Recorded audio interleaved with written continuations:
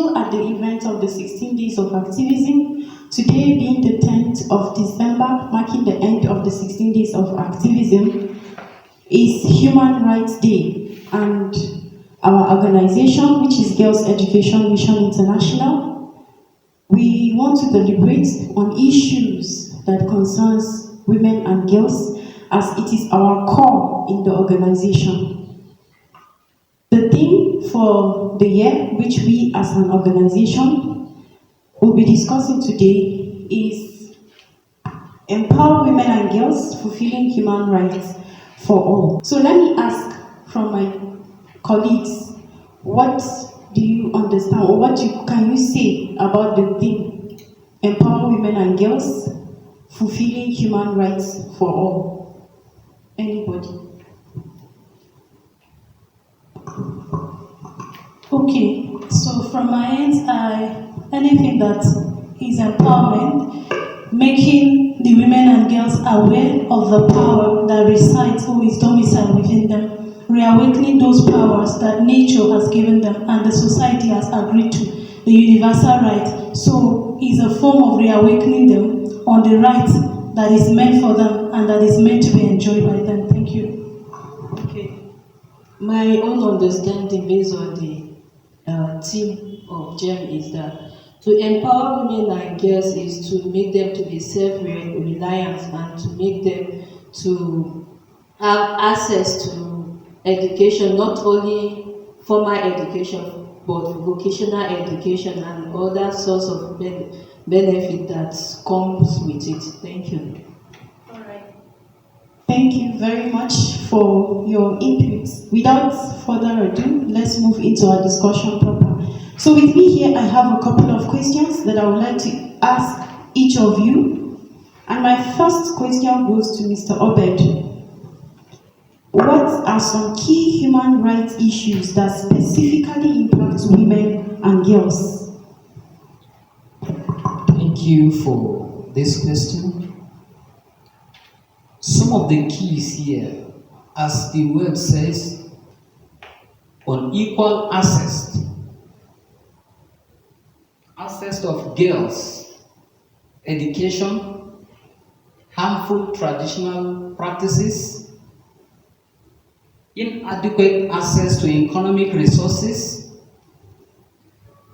unequal access to political participation, various forms of violence experienced specifically by women and girls, amongst others. This is what I have now. Thank you. All right. Thank you so much for your inputs. We really appreciate. So moving on, Mrs. Isaiah, this is for you. In what ways do cultural norms affect the rights and opportunity of women and girls in different communities?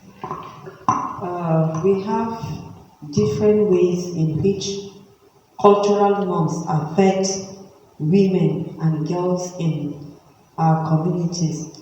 And in many communities, cultural beliefs and practices, they tend to favor men than women, and also unequal rights or unequal treatment being given to women. And also we have about 5 or 4 cultural norms or ways that affect the women in the society. And these are: one, we have the influence of religion and culture on women's rights, especially in Nigeria, as we all know. In the church or in the mosque, some women are not given some rights to stand and preach, because it is being said that it's only women that are supposed to preach, whether in the mosque or in the church.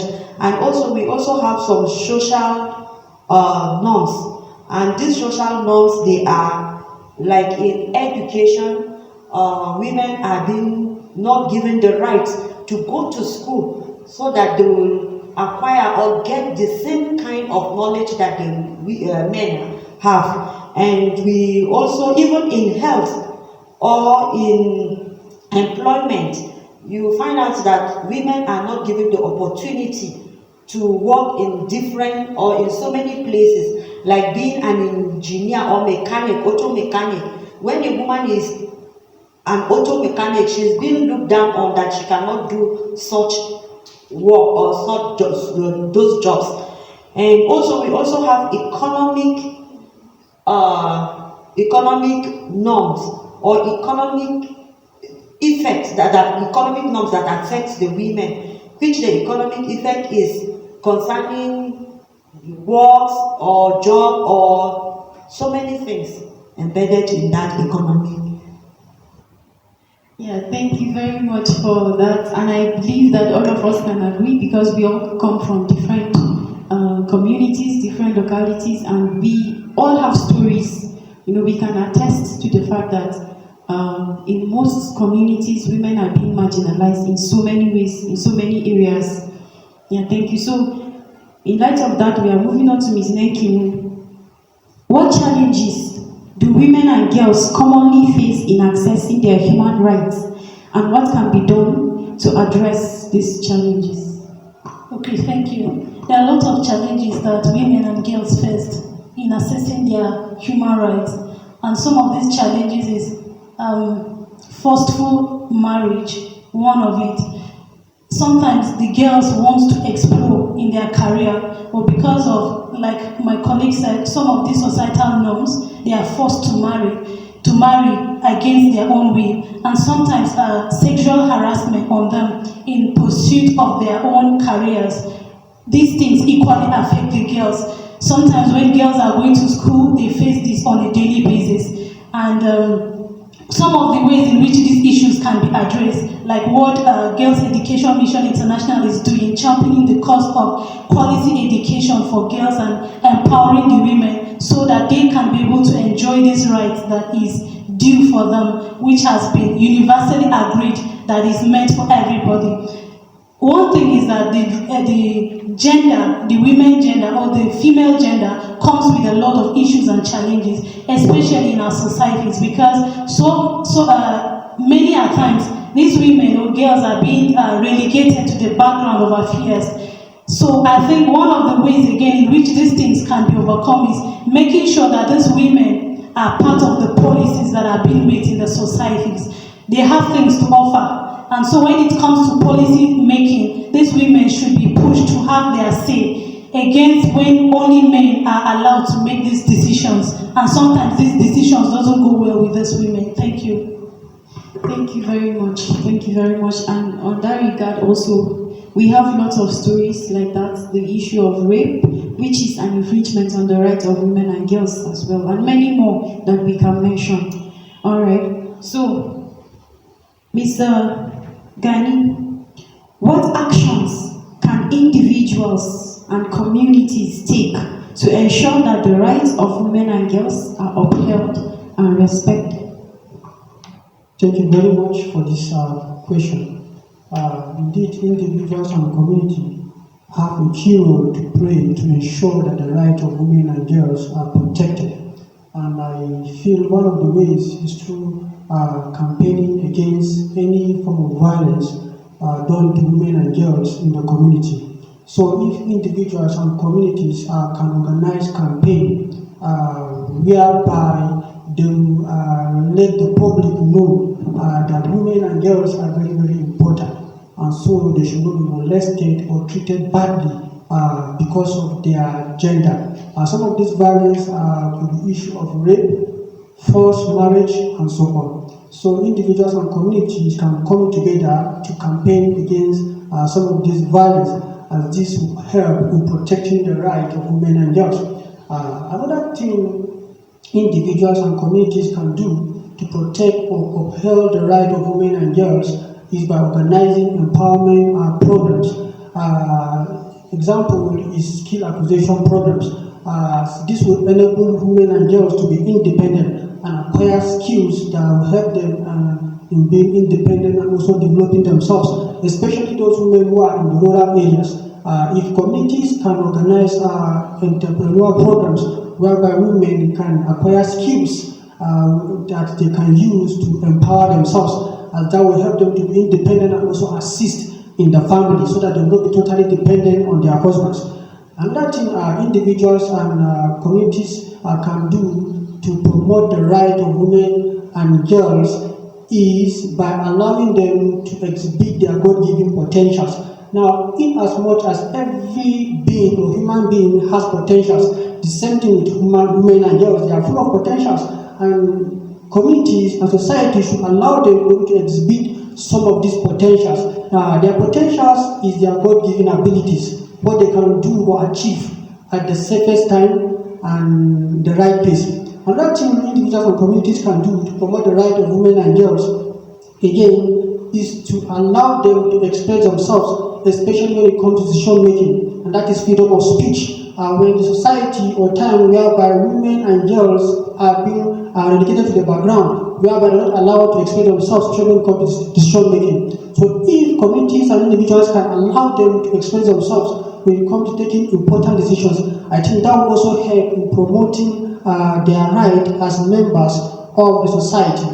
Another thing women and individuals and communities can do to promote the right of women is to allow them to develop themselves intellectually. Now, we are in a times whereby some cultures don't allow women or girls to go to school. Rather, they force them into early marriage. So, if communities or individuals can allow women and girls to develop themselves by going to school, I think that will also help in also developing the society as a whole. So I think for now, these are some of the things individuals and communities can do to ensure that the right of women and girls is protected. Thank you very much. Thank you so much. Okay, Mrs. Felicia.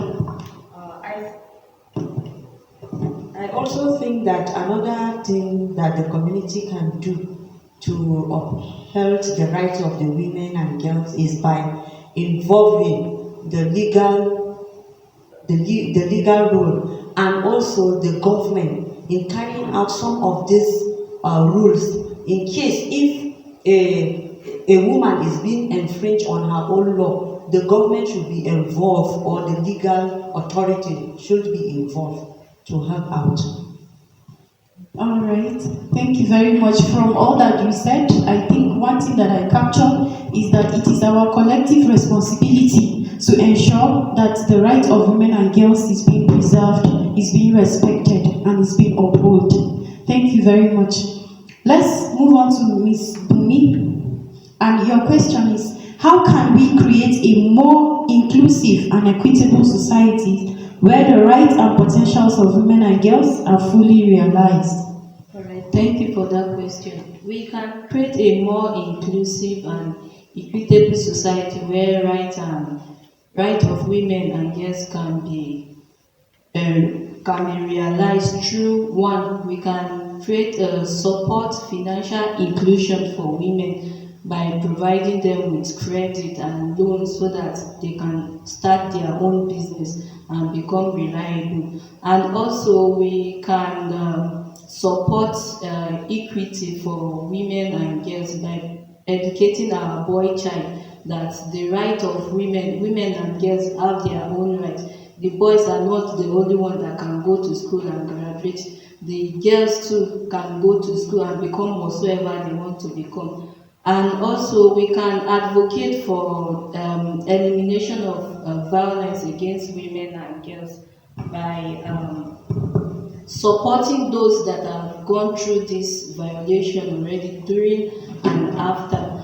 And also the last one, we can also support through reproductive support to women by in such a way that we encourage women to have access to sex education, they have access to health care and access to birth control, so that they can decide when I want to get pregnant, how many children I want to have, and this will help them to be equal. It will not be that the men are imposing this right on them. Thank you.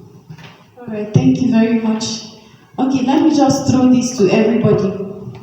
We have mentioned let me say from Mr. Gani's question, he have mentioned the responsibility of individuals and even the communities.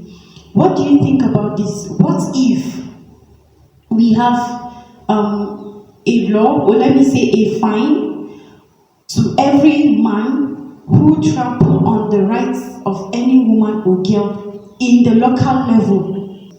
Okay, like I earlier said, policies at this stage, policies should be tightened or strengthened at the local levels. And we can start this by creating awareness on the issues that affect women and girls by constituting or working with our leaders at the local level, and then creating this awareness, making them know of these challenges, and then from there they can pick up to be of support to these women and girls. So I think it's very, very important when at the local levels these issues are being talked about, these issues are being advocated at the local level. It will give them more sense of belonging, to be able to pick it up from there, to be able to stand and to be able to speak and even advocate for these women and girls. Policies like laws can be made at the local levels. These chiefs or community leaders can create laws and maybe give fine to any man or any of the gender that is trampling on the rights of women and girls in the society, or any family that is being denying those rights to their children. Because sometimes a girl in a family wants to explore, wants to move her career because of the potentials that are in her, or because of these families, maybe sometimes they feel, stay there, you're a girl, your own ends here. So when such families are being reported, the local authorities or the leaders at those levels can be able to make some kind of punishment to the parents of such people. I think it will stop it will reduce it to the barest minimum. Thank you. Thank you. Okay, thank you very much. I just want to add to what she just said. I think this is a very important question, and I will say that even the Constitution permits local communities, let me use that word, to make laws that will help in promoting some of the activities at the lower level. So I think that is a good one. If community leaders can come together to make laws that will protect the right of women and girls in their local communities, I think that will also go a long way. But another thing is another thing to make a law, and it's another thing to get to set modalities in place to make sure those laws are being adhered to. Another thing the communities can do is to create awareness, whereby men or individuals in the community can know the importance of women and girls, and to treat them with respect, and to know that these women and girls are also part of the communities, and they have the right to also express or exhibit their potentials as members of the communities. So what I'm saying in essence is that it is one thing to make a law, it's another thing to ensure that those laws are being adhered to. And one thing the community can do is to create awareness so that people or individuals can get to know that women and girls are important members of the community. Thank you. Thank you very much. Ms. Willie wants to say. I think if the community make a law that impose fine on men that violate their women or their wives, it will help the men it will put them on a standpoint that if I beat my wife or do anything that injures her, she will report me and I'll be paying such amount of fine. So the men won't even be able to violate their wives. And also the women that are being violated will come out. There will be no any form of fear that let me hide this so that people will not know. They will come out with their chests and come and report their various husbands about the violation of their rights. Thank you. Do you want to say something? Little. Okay, I just want to add on what she said. It also must not be only husband and wife issue. There are people that are also staying with other people, guidance. They also infringe on their subject, the girls that are staying with them. And also, if they are found wanted, the laws that is being put in place, they should be dealt with accordingly. All right, thank you very much. So without the full empowerment and realization of the rights of women and girls, the goal of achieving human rights for all cannot be fully attained. So we should remember and note that it is our responsibility as individuals, it is our responsibility as a community to do all that we can to protect the rights of women and girls, and also to the men and the boys. It is important to know that women have rights and they have potentials.